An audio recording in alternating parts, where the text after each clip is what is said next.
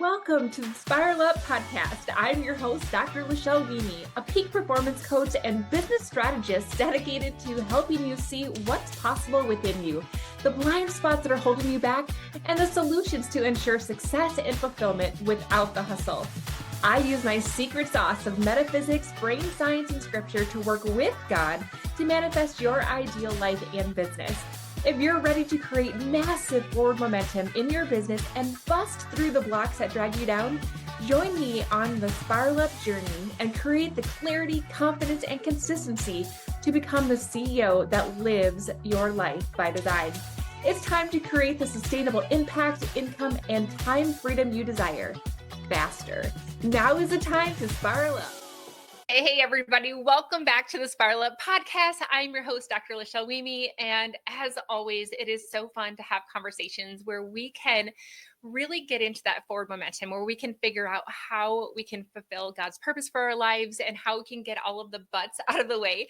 And it is so exciting that we get a chance to have a conversation with Jennifer Allwood. She is somebody, you guys, that I have been following, I looked up to, I've learned so much from. And Jennifer, it is so fun to have you here and allow your wisdom to bless our audience. So thanks for being here. Hey, well, thank you for having me. And I just watched your whole intro. I'm like, oh man, now I'm going to have to go just scrap the intro of my podcast because that's fabulous. That's a fabulous intro. Nice work. Thank you. So Thank you so much. Me. I can't take all the credit. I have very good people in my world that make sure that I have good things happening. But So Jennifer, the thing that has really resonated with me about the work that you do is that you are also a faith-driven business coach that helps women to really fulfill their God's calling, especially in the online space, without making sacrifices. And I know that, I could certainly read this lengthy bio of all of the amazingness that you have, but why don't you tell us a little bit about, who you are and how you love to serve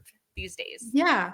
So my name is Jennifer Allwood, and I am a business coach. That is not at all what I intended to do with my life. And sometimes I'm still just shocked that God allows me to do this, and it's considered work every day. So I'm super grateful. But I actually started my own company back in 1999, which sounds like dinosaur years now ago, but it was a painting company. I've always considered myself a very creative brain, not analytical at all, but I love to paint and decorate. I bought my first house when I was 21. I left home at 17, bought a home when I was 21, and I was broke.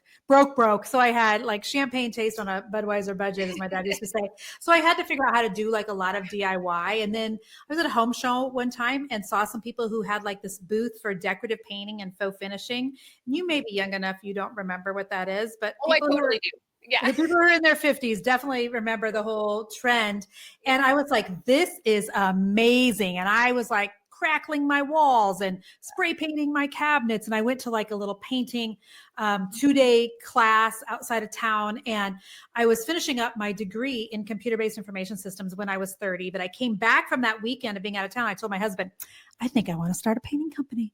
And thank you, Jesus, for really supportive spouses, because he was like, okay. And so I did it on like nights and weekends while I worked a day job in the computer industry that I absolutely hated.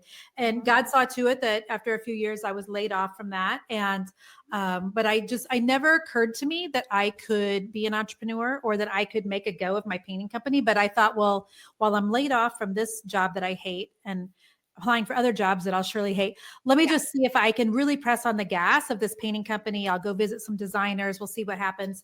And it ended up just, my business really skyrocketed. God's favor was definitely on it. And we got in with some big builders in Kansas City where I live right off the bat. It was amazing. But I got pregnant like 10 minutes after we started that company. And I was like, wait a second, God, what are you doing? What are you doing here? I can't be up on scaffolding, at 9 months pregnant. And I did actually paint until I was 8 months pregnant with my son, Noah. But then I made a phone call to my sister-in-law and I'm like, girl, you went to that painting class with me. I'm as big as a small Volkswagen. Can you come help me paint and like, let me just stay home and have my baby and I'll just pay you. I had no idea what I was doing, Michelle. Like I had no clue that I was starting like something. And she's like, sure, I'll come paint for you. And then we did that for 17 years and 3 more babies. So it ended up working out brilliantly. And what ended up happening is I discovered that I wasn't really an artist. I was a marketer. And I wasn't really great at having a service-based company. I was really a marketer. I was good at understanding how to get our business in front of other people. And Facebook, started 17-ish years ago or something. And I started a Facebook business page right off the bat. And I've always brought my Christian faith into my social media. It took me a little while to bring my faith into my coaching, but I've always brought it into my social media. And since there wasn't a lot of people in my industry doing what I did, my Facebook and my Instagram and my Pinterest, especially, they all just really took off. And so I probably have like 700,000 followers today. And I loved Facebook. I loved social media. And so people kept coming to me and asking, like, how are you growing your Facebook page so big? What are you doing? And at first I would just like sit down and I would be real precious and I would write out a long email of what I was doing. And then one day I was like, what am I doing here? Doing this all for free? Like, I had paid a business coach at this point to kind of help me figure some things out. And I'm like, why am I not trying to monetize the skill that God has given me? So I started a couple of like little webinars, and then I started like a monthly group at $47 a month. And it was back in 2018 that my business really exploded. That group went to like 2,000 members in that group at $47 a month. So it was a $2 million a year,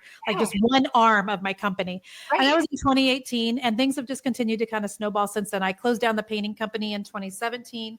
I wrote a book called Fear is Not the Boss of You that came out at the worst possible time, Michelle. I mean, so many people are like, it was perfect timing. And I'm like, no, it actually wasn't. So the pandemic, hit in March of 2020. And my book was a traditional publishing deal with Zondervan. So there was no flexibility in publishing dates. And there's a big difference between self-publishing and traditional publishing. Right. They both have their pros and cons. And so we couldn't change that, even though, the pandemic had kind of started. We had no idea that April 7th was my launch date. I had a 12-city book tour around the United States scheduled. I was either doing radio or TV in every city. Was super excited about it. Had a conference for 400 women in Kansas City to kick off that book launch. And then the whole world shut down, including every bookstore in America. So, if you're asking, should you ever launch a book at the beginning of a pandemic? I'm going to give that a 0 out of 10. We were all homeschooling kids, and at the time we had 3. Actually, by then we had 4. We had adopted. We have 3 bio children and adopted 4th. And so, but I did write Fear's Not the Boss of You, and I'm just going to have to assume that it didn't go wide, but I think it went deep for the women that needed it. Yes. And I've had a podcast called The Jennifer Allwood Show for 7 years. We're nearing 7 million downloads, and I've been faithful, if nothing else, and still coach and train and all those things for small business owners. So mostly I'm coaching women who are in the very beginning stages of business. I know we share that in common. And women who are also trying to scale. So we actually released a software to help my clients about 18 months ago to start a website, start their email, those things. So that's a fun new addition to the business. But that was a very long answer to your very short question. But there you have it. I think at the end of the day, I just want people to know I had no plans to be here. I'm an introvert, like truly through and through. I am an absolute introvert. So when you and I are done on our podcast today, I will need to not have any words for an hour or so. Yeah, totally. And people assume I'm very extroverted because of what I do for a living. And I'm not. I just really believe that this is what God has called me to in this season. And my job is to help other women by showing them what's possible and to be an example for them. And to try to walk out, doing a business online as best I can in front of them. So Jennifer, that's why we were supposed to talk. We were supposed to have this conversation because my listeners who have been listening for a long time know that basically you described a lot of what I have gone through myself, and self-proclaimed introvert as well. I am able to have these conversations, high energy, and then I'm done. I'm done. Crash. I don't have anything to talk to, right? Yeah. But it's really just that testament that when we are doing what God asks us to do, we can find the skills, we can find the energy, we can find the way to make it work and honor who we really are. And I think that that's been one of the biggest things on my entrepreneurial journey is really just this discovery of who I am, whose I am, and really giving myself permission. And I think that, for me, my background is in anesthesia, and I, felt like that was what I was supposed to do with my whole entire life. I spent 100 years, going to school to get that degree. Sure. Yeah. Degrees. And it was when I started my first online business that I felt like, oh my gosh, this just feels right. It was the first time that I felt like there was something called the and life, and that and life was possible for me, meaning that I could be challenged and fulfilled and make it a difference in the world and be a more present mom and wife. Because up until that point, I was so ambitious and driven that I was like feeling like I was making a difference in the medical space and as a professor. But I was the last mom that was like screeching into the daycare center at 5:59 p.m., hoping they weren't going to charge me for, another hour. Yeah. And realizing that this is not the life God had for me. And I think that that aha is what really led me to, this is where I want to be. I want to be able to make a difference in the world, but do it more on my terms. Yeah. Which is where the online space comes, right? Which is where you primarily function as well. And the thing that I found in my experience, and I would love to kind of talk to you a little bit about what your thoughts are on this. Yeah. Is that it's like I caught the vision when I started my first online business. I'm like, OMG, like this is what's possible. Yeah. And once I, catch a vision and once I know it's possible, I'm just like a dog with a bone, right? Like I'm like balls to the walls, like, let's go. Yeah. And you mentioned your supportive husband. Now, my husband is supportive in his own beautiful ways. Yeah.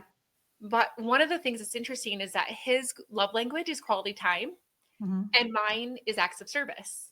Okay. And so in my mind, I'm like doing all these things for our family. For the family. Yeah. He's like, hold tight. Like, where the heck are you? Like, I don't see you anymore. You used to have this sweet gig where you worked 3 12-hour shifts and you were home. Yeah. And now you're working nonstop and you're working weekends and you're working evenings and you're doing all this stuff and you're always on your phone. And I don't understand why you couldn't just, be what you were. And so in my mind, rather than saying, okay, yeah, you're right. I thought, because I'm an overachiever, if I just work 3 times harder for a short period of time, then I'm going to be more successful faster.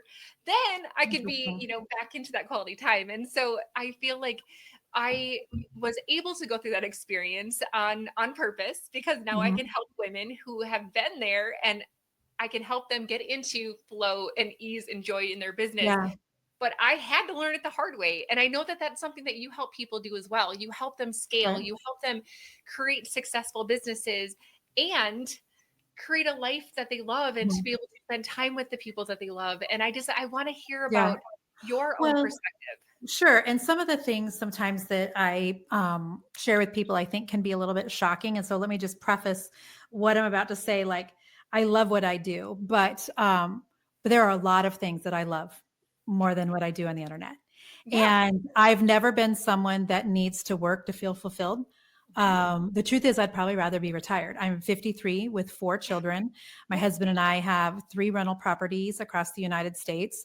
I love getting to decorate those. I told you earlier, I knew that I was just a born marketer. I got our painting company on Extreme Home Makeover 3 different times to do 3 different houses with like Ty Pennington on the ABC television show.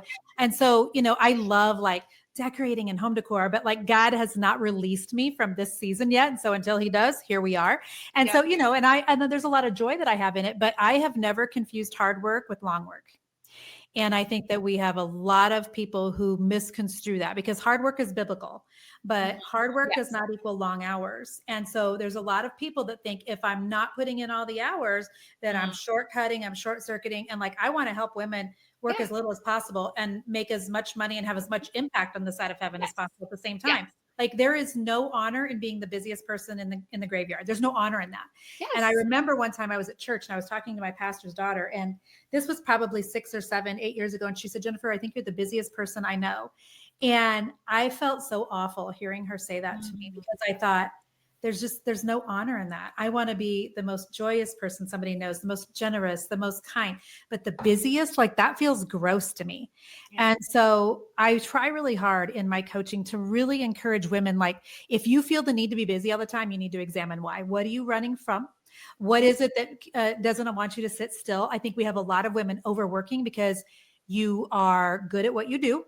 And I'm not saying you, but we can be us overachievers. We know that we're good at what we do. And by the way, that's honorable. And I think really honors God when we acknowledge that, hey, I'm good at this, because it's him working through me. Right. So a lot of times when things are hard in other areas of our life, We will choose to overwork because we know how to work and we know how to be good there. We don't know how to fix hard things at home. We don't know how to have hard conversations with spouses and hard things that are happening with children. And, we've got a kiddo, like I said, that we adopted when she was 4, and we were old already.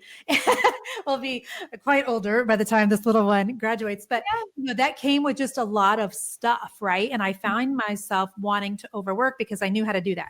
What I didn't know how to do is how to adopt a child who came with a lot of trauma and had a lot of special needs and things that she had. And so I do think often when women are overworking, we really need to examine why, because hard work is biblical, long work is not. And just because I sit in my office, I sit here in this office probably less than 10 hours a week. And I've worked really hard to be able to do that. Now, that's not saying that I'm not working on this thing, all the time. Can you see my phone if I do that? There you go. But I think like, I think there's a lot of people that confuse their worth with what they do. And you've got to be able to separate that, because otherwise the first time your business goes downhill. Like I just recently did a podcast, Lachelle, where I talked about how my revenue went backwards in 2024 and compared to 2023. And I also listed out 5 reasons why I think the company made less money, all of which are my fault, me. Like I'm the problem, it's me. And so, I know that if I'm wanting to turn that around this year, which I am, there were things that I needed to do. But I don't want women to ever make their hours, equal how good of a job they're doing, especially like Christian women who really they want to serve their Lord, but that doesn't mean that's all you're supposed to be doing. Our first ministry is at home. Right. And so I hope that women don't get it confused, because if you're tying your worth to what you do for a living, the first time your revenue goes backwards in a year, you're going to feel real bad. So anyhow, I hope that we're making a shift back to women wanting to be really more concerned about impact and income instead of working really long hours. So. Well, 100%. And so, you mentioned worth a couple of times in the last couple of minutes, and that was literally the next transition into this conversation that I wanted to take, because what I have found with a lot of the clients that I've worked with, and if I had to be honest with all of you guys, like I probably could, 100% admit to this as well, is that the hard work and the overachieving part has really been more of a proving of my own worth than to your own self or anything else. Other, and so, yes. And so like, when I think back to my degrees and all of the anesthesia work that I put into it, it was really just to prove my worth to myself. And when we think about like the long hours, it's like, I have to prove to myself that I'm not lazy, that I'm worth something. I have to prove to my clients that I am worth what I'm charging. I have to overcommit, overextend in order to prove that I am worthy of a life of abundance. And it's so interesting because it's like, you mentioned so many things. And that's one of the things that I found is that we can make really wise decisions when it comes to what strategies to do in our business, what we should do next, what business avenues we should explore. But if we don't allow for the healing of that worthiness underneath to help to allow us to make the right decisions for us and to be able to trust our instincts, to be able to trust that we're worth everything that we're charging, to be able to trust that it's okay and that I'm worthy to have a 10-hour work week and that I'm worthy of abundance and I'm worthy of God blessing me with my desires, not just my needs. Right? That's so good. Then everything can shift. But until we acknowledge that, sometimes we have to look under the hood, and sometimes it's a blind spot for many of us. It's like, oh, it really is. I'm gonna wear the badge of honor that I'm the hardest working person, and it's the hard work is really camouflaging the trauma response underneath that I'm proving something versus doing because it feels good and doing because it's where the Lord is directing us. Don't you? One of the things that I have found, because at this point I had my team figure out how many people have I coached in the last decade, like women online.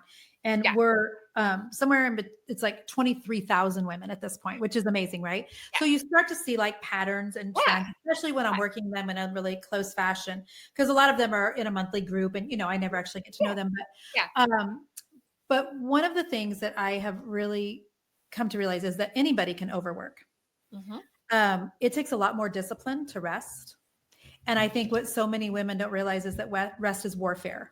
Yeah. And because it's basically, it's like, because I do enjoy what I do, and I do like love when I'm on Instagram and I'm answering DMs, and sometimes like I would rather do that than sit and have a conversation with one of my adult children, or go on a walk with my husband. Or I wouldn't rather that, but Yeah, I get it. I You will love, be doing yeah, that when I yeah, should be doing something different. yeah. And you know what I'm saying? And Mhm. so I know for me, like I just have to really constantly be saying, okay, Jennifer, are your actions lining up with what you say is important? Because if you Right. say family over work and Mhm. husband over this and kids over that, and like, but are your what you're actually doing, is that lining up? And Yeah. there's times I've had to come to my husband and kids and be like, okay, is mom out of alignment? Because it's, if I have to look at my own schedule, and for a while I traveled a ton. I was in several different masterminds. I was being asked to speak at a lot of events. I hate public speaking, by the way. So one of the things that I learned in 2020 when I had to take my 400 women event here in Kansas City online, God really showed me, Jennifer, I've called you the online space. Like, stop going and forcing yourself to get on a stage when you hate it. Because I hate it. I hate being on stage. I'll be on anybody's podcast. I'll go and speak on anybody's, online webinar. Yeah. I'll do whatever. But I don't want to travel for work. I want to travel for pleasure. We have homes in Florida, we had a home in Arizona. Like, I want to go see places with my family. I don't want to have to go to a mastermind event just to take pictures with really important people. Does that make sense? And so, It does. It totally. I'm constantly having to check myself and like, Yeah. okay, I say the family is most important, but I'm doing all this travel for work. And and so there's constantly, I'm having to, lay down some things and let the Lord kind of convict me, because it would be easy to work all the time. It would be easy to be, 60 miles an hour. But I can tell you also that as someone, I'll be 54 this summer. The older you get, you just can't press at the same level, especially Right. online, that you Right. used to. Yes. And I really do feel like most entrepreneur women, the majority of them have adrenal fatigue to some degree, Oh, totally. Yes. and Yes. metabolically are probably completely a mess. Yep. We're in a fight or flight response a lot of the time. I also have a lot of strong suspicions. This is just me, but I think Yeah. there are so many female entrepreneurs whose backgrounds are very traumatic, or who have really deep daddy wounds, Mhm. and me being one of those people. And so, constantly hoping that I'm coaching women through, like, make sure you're doing this for the right reason, not just Totally. to prove to people around you Yes. that you're Yes. worthy of something, but that you really do want to make an impact on this side of heaven. And part of that Yes. impact, by the way, can be financial, because one of the things I think I get asked to talk about Yeah. most is just Yeah. my views about money. And I Yeah. believe as Christian women, we've just been fed a bunch of bull crap. Oh I my want gosh. to make Yes. every single cent on this side of heaven that God has for me and my Yes. husband, and I will do it to the glory of God. I have zero guilt about it. But Yes. it's constantly like shocking me, because I had a coaching call for Yes. my women this morning, and there was a woman that was telling me she just feels bad about making money. I can't even relate to that. I'm like, I don't know what Yeah. you're talking about, because Yeah. adoptions aren't free. Keeping the Well, lights on at our that's church just aren't it. free. Like, there has to be a margin for Yeah, the mission. And I literally, yeah, it's so fun how much the Holy Spirit is guiding our conversation, because that was literally the next thing that I was going to that's awesome. transition in, is the Yay. whole money. Yeah. Because it's so fascinating to me, because that is a major block that I get with a lot of my clients as Yeah. well. And I'm going to be, as I always am, you guys, vulnerable on this show, that I found myself having a little bit of resistance to it today, of all days. Like, Oh, crazy how really? timing works. Yes. Yeah. And so I'm doing this abundance challenge with some of my spiritual friends, and what's so interesting is that I found myself in one of the exercises where it talks about how God can and will promise to make sure that all of my needs and desires are met. Mm-hmm. Now, that sounds really great, except when I inserted the word desire, that felt icky and off to Mm-hmm. me. It's like, who am I to say that God can give me just what I want, not just what I need? And I Mm-hmm. was able to pray into that. And I'm going to share this quick story, just because it was Yeah. like, it happened today, so I feel like I should. Sure. And then I want to like give you Yeah. the stage. I'd But love to chat it about was that. so interesting, because I'm like, Lord, help me see what you need me to see. Because in my mind, it's like, I just knew that if I was supposed to have abundance and wealth, it was supposed to be for the greater good. And that's how I could justify it in my Mhm. mind. Right. Okay. But that still seemed like a little surface level-y. And it was like, I'm still not able to really fully accept. And I've had lots of experiences where God is like, Lachelle, I have given you everything that you ask. It's literally right here. You Mhm. just have to receive it, you know? But Yeah. there's this block that I think a lot of us have specifically from the church. And anyway, so I'm praying about this today. And I was like, okay, God, like help me see this from your perspective. And it was so interesting because it's like, oh my gosh, like this just feels right. It hits home. He's like, Lachelle, I want to experience the world through you. Mm, I want to experience the world through you. I interesting. am limitless. And so when you are able to remember that I am in you and that you are in me and that I Mhm. am just here to experience life through your experience, just like I'm experiencing life through your sisters and brothers, Mhm. that I want to experience life through you. So stop limiting me. That's so interesting. That's Let's have profound. fun Yeah. together. Let's have Yeah. fun together. Let's just have fun together. Let's Mhm. experience this world together. And knowing that if my brothers and sisters are also God, right? Because he is in all of us. Mhm. He's like, Lachelle, I'm not going to do anything to hurt myself. And Interesting. so it's like, I'm not going to let your desires Yeah. harm anything or anyone because I just want to play with you. I just want to experience this world with you. Let's do this together. And it was just okay, like, Yeah. okay, it's not about me. It's about me getting to do things with God and to get to allow him Mhm. to show the world through me what's possible. And I am just trusting that those desires were planted on my heart from him, Yeah. and that I get to just allow it to be an expression of the Right. divine through me. And I don't Mhm. know, it's just something that happened, like I said, just Yeah. today, but it's definitely a I sticky point. love that. And just so you know, we all know, guys, and if you're in business, I'm sure Jennifer has shared this with you, that you're going to attract clients that, you know, either have had the issues that you have or that you Mhm. are, because they mirror back. Yeah. And so I know that I'm likely very much attract the people who have the same, blocks that I have Yeah. had, just because I'm uniquely equipped to help them with that. But I would love to, let's dive into the whole money thing and Sure. the Yeah. Well, quote. there's two stories. I'm like, let me tell two stories. So one, Yeah. when I owned my painting company, the Magic Brush here in Kansas City, we worked for some of the best builders in Kansas City. And by the time I closed that company down in 2017, I had 8 women that went out and painted for me every day in multi-million-dollar homes. People would have us go to lake houses. I had a client fly me to Belize to look at their property to paint. And so it was like a really, really good gig, right? And we painted a lot of houses in the neighborhood that I now live in. And I can remember painting in these model homes for the Parade of Homes and things. And it never occurred to me that I wouldn't live here someday. I Mhm. just knew in my knower, like, I'm going to have a house like that one day. Yeah. And that's Yeah. just kind of always been the way that I have lived and the way that I have thought. I Yeah. didn't make a conscious effort. It just has never occurred to me that I can't have what others do. And the Bible says, that God is no respecter of persons. And so I know that whatever God's blessed you with, like that's available to me as well. I don't have to look at somebody else and be jealous of what they have because I have Right. access to it Yes. if God wants to give it to me. And so Yes. what's super interesting is the house that we live in. Um, I actually painted on the Parade of Homes many, many years ago. And so it was wild. This house wasn't even up for sale. It's a whole story. We had heard they might have it up for sale. We needed a place to live. It was double the mortgage we were anticipating. And then God blew my business up like the month after we bought it. But what I really wanted to share with you is I can remember when I wanted a house like this, but we could not afford it. And here's what I said to the Lord.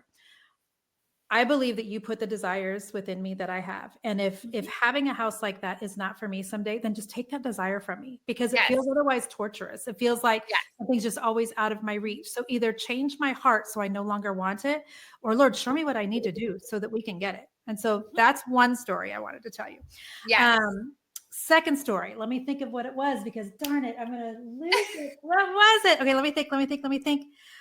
It was about money and okay. I know what it was. So I wrote the book, Fears Not the Boss You, that Yeah. came out at the Yeah. beginning of the pandemic. I talk about this in the book. Okay. I talk about how God has taught me more about who he is through my children than anything else. And Mhm. so my husband and I, we've been married almost 28 years. We have 3 bio kids and a little adopted one. And, there's so many ways that God shows up, right? He's the healer, he's the provider, he's the Alpha, the Omega, the beginning. But my favorite is just God the Father. And probably because I don't know my biological father, so I have some daddy wounds. So I always picture God as the Father. Well, when you think about like the desires of your hearts and things, I always think in terms of my children. Like I love delighting my kids. I love Yes. giving them birthday gifts and Christmas Yes. gifts that they would never get themselves, that they're like, oh my gosh, mom and dad, I can't believe you did this. And so Yeah. like that's the type of father in heaven that I serve, the Mhm. same one that wants to delight me just for the sake of delighting me. And I will never understand how there are women walking around that are feeling guilty about the gifts that God is blessing them with. I Yeah. don't get Yeah. it. But I can tell you this, if we gave like my daughter, Ava Grace, our oldest daughter, who's Mhm. 17, just graduated a year ahead of schedule last week. Amazing. If we were to give her something for Christmas and Yes. well, let's say this, for her 17th birthday, we took her to New York City with her best friend for her 17th birthday. Now, if we gave that to her and she walked around feeling guilty, I don't feel like I'm worthy of this. I don't feel like mom Yeah. and dad should have. I mean, it just kind of like puts a damper on the whole It thing totally does.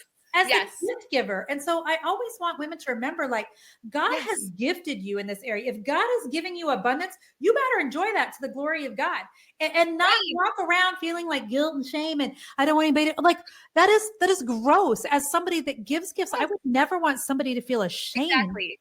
And Yes. so 100%. like it just, when you look at it from that angle, I think it can really change things for a lot of women who are stuck feeling like, oh, am I worthy of this? Sometimes it has nothing to do with your worthiness and just the fact that God loves you and just wants to like blow your socks off. The end. Yes. 100%. I use that same analogy of like if I told my kids like I want to make your favorite meal for dinner tonight. And they're Mhm. like, no, no, that's okay. I'm like, I want to do this for you, Mhm. just out of the joy that it brings Yeah. me, and it's just like Yes. 100%. And I think that like, one of the things that has helped me is knowing that I get to serve people through my Mhm. wealth. Right. And Yes. so it's like, not only can it be directly, like, for example, my husband and I are actually in the process of buying our second investment property. Love it.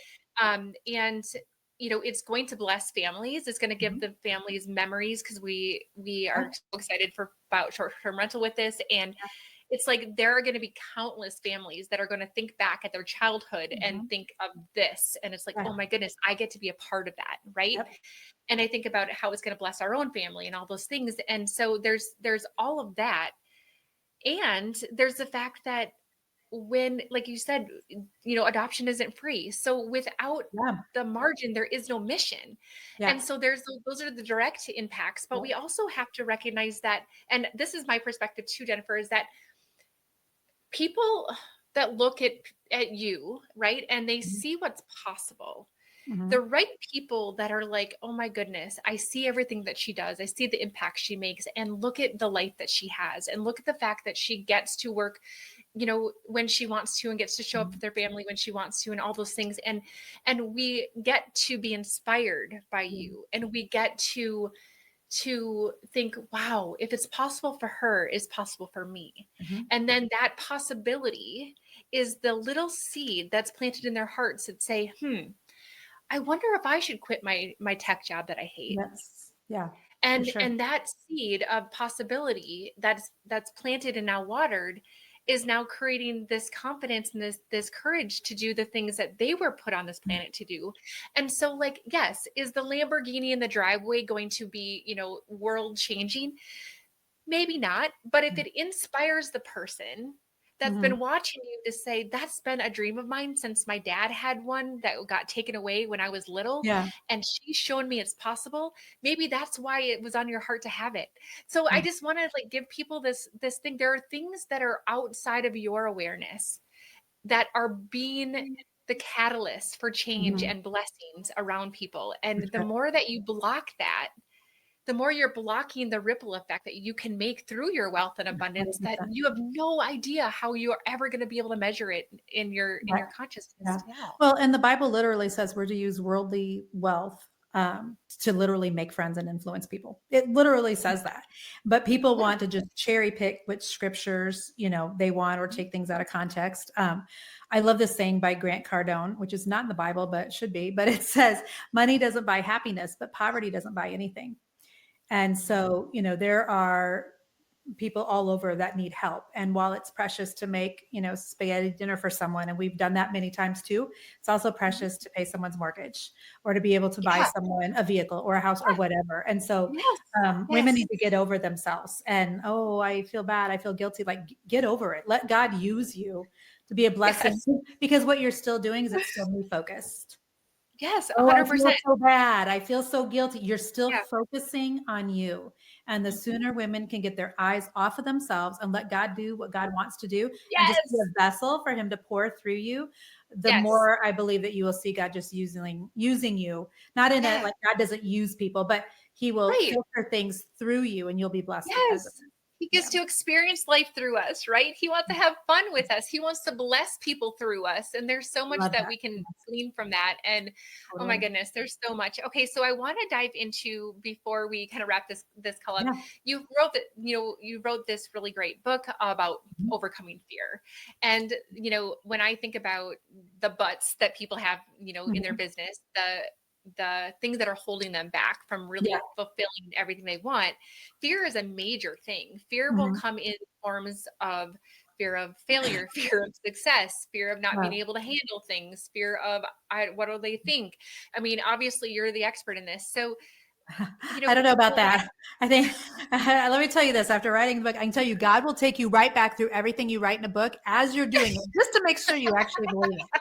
Oh, I totally got that. So, what would you tell the women that are listening that are like, oh my gosh, I'm listening to you too, and I want that. Like, I agree. Like, I only, work a certain number of hours a week. I'm more present. I left my anesthesia job several years ago. Good. I get to be more present with my family. I love what I do. I'm traveling the world because I want to. And it's so much fun.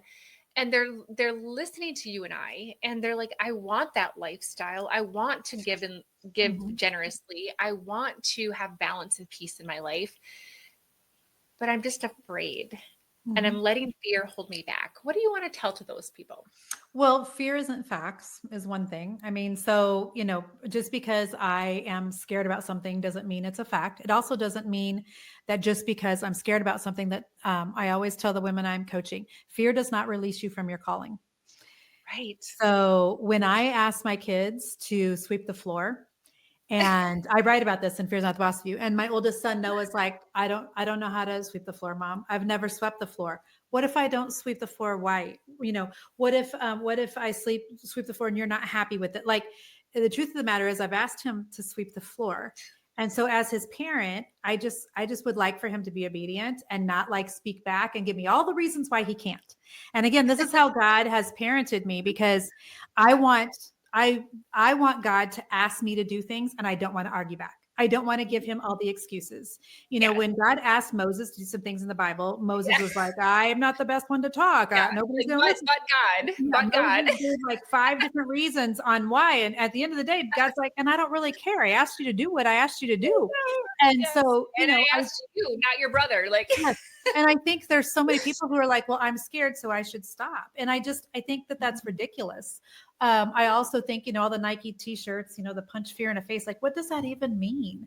And so, I'm a woman who has a lot of things that I'm, feel anxious about, nervous about, that could hold me back. But I continue to try to choose whatever God's asking me to do over my own wants and needs, because the truth is fear is still very me-centered.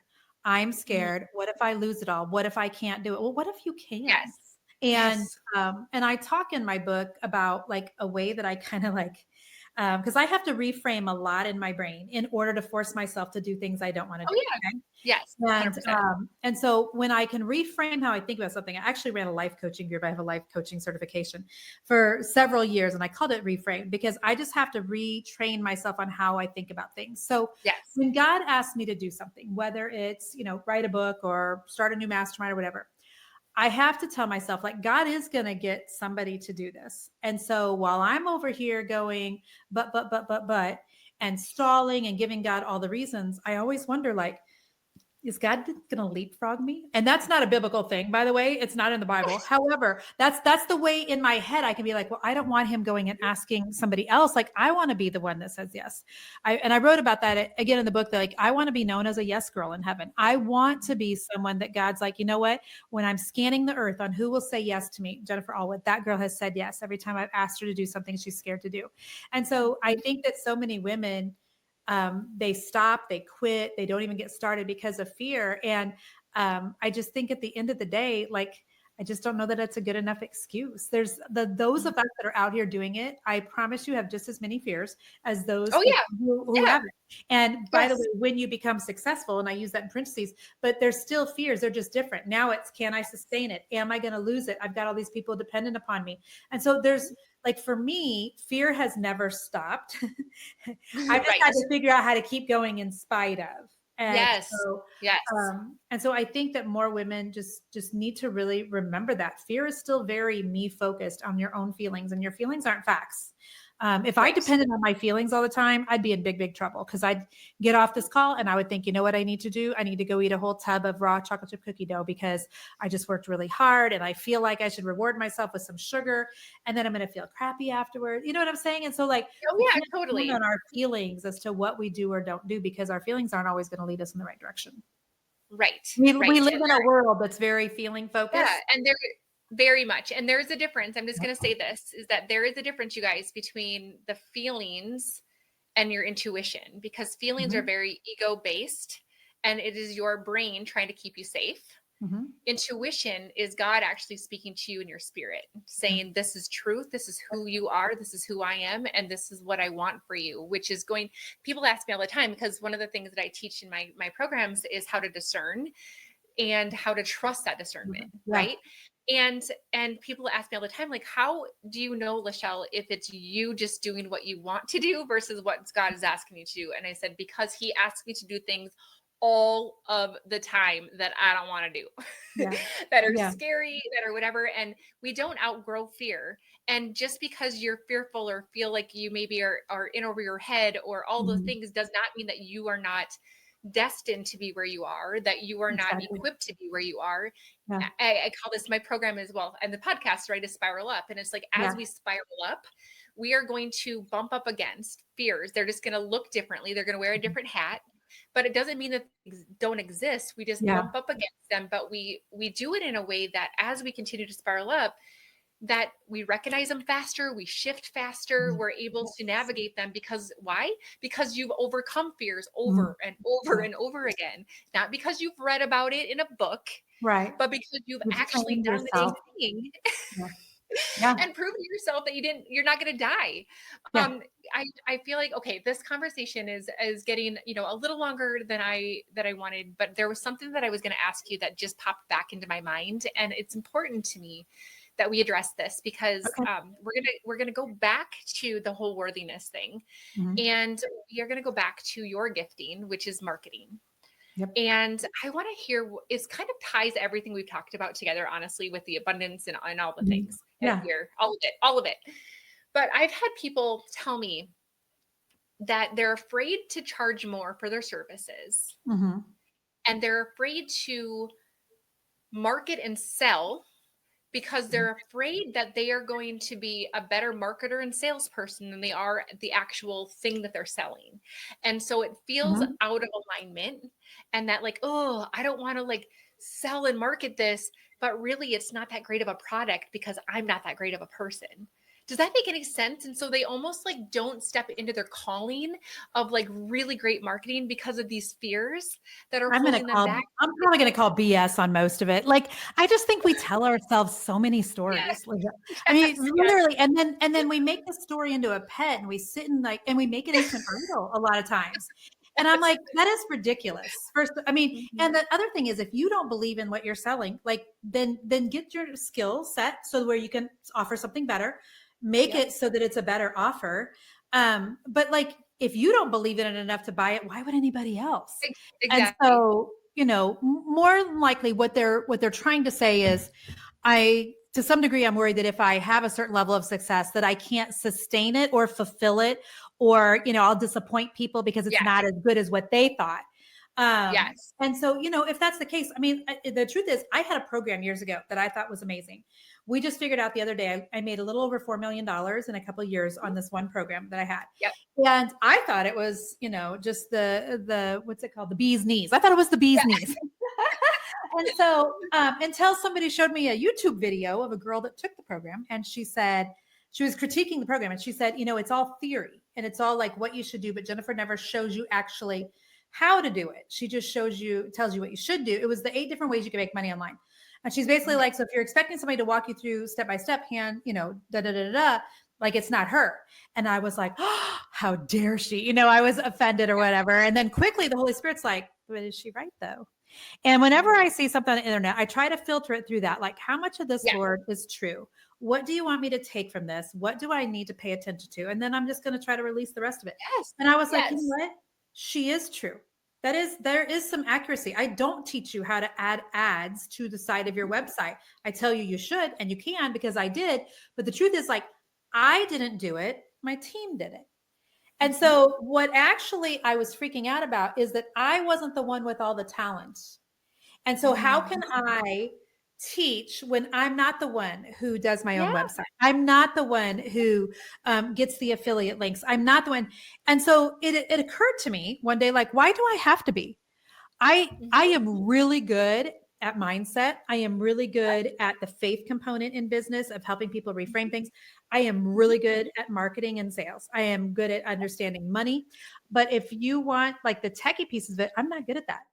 And so I had been resistant to teaching people how to do some things because I knew I couldn't.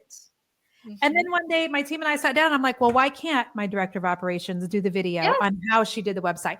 Why can't I elevate some of the people that work for me and they train on this? Like we end up thinking, oh, I've got to be good at all the things. And the truth is, when God's handing out talents, you only get a couple. So for me to be good at all these things and also good at all those things, that really happens. And most of the time, the entrepreneur is the visionary. So most of us that are, forward facing, the CEOs, we are visionaries, which means that we're probably also quick starts. If you know anything about the Colby testing, we're good at coming up with new ideas. What we really need to do is surround ourselves with people who execute the ideas. And in my case, can teach how they did the execution. And so we have now added that into all of our programs. And so I was telling you, like, next week we have a boot camp and I'm going to be teaching 80% of it. But Nell, my director of operations, she will also teach a portion of it because she's the one that does all the techie things for my company. And so rather than thinking, oh, I'm no good at this and having that spirit of hand wringing and what are people going to think? I mean, if you'll just own it and just stand in it, like, this is the lane God has given me right here. And I'm going to let the people on my team who are good in the other lanes run in their lane for the glory of God and not be worried that just because they're good at something that I'm not, that it takes anything away from me, because it doesn't. Exactly. No, you're 1000% right. We literally had this conversation on my group coaching calls today. And that fear that if I have other people help me, that means why would they need me? And I'm going to call BS on all of that, you guys. Like, I want you to feel empowered. Jennifer, you speak truth and love with people. I call it truth at the hug. And that's what you do. It's like you help people feel seen and heard. And you tell them what they need to hear. And there's so many ways that we let our big butts get in the way and self-sabotage and all the things. And I just love the fact that you are out there doing what you're doing, empowering people to step into their glory, learn what they're freaking capable of, and watch out with the impact that they're making. And so you mentioned this challenge that you have coming up, and it's actually started yesterday, but people can still access this. So why don't you tell us a little bit about it? Yeah, it's totally free.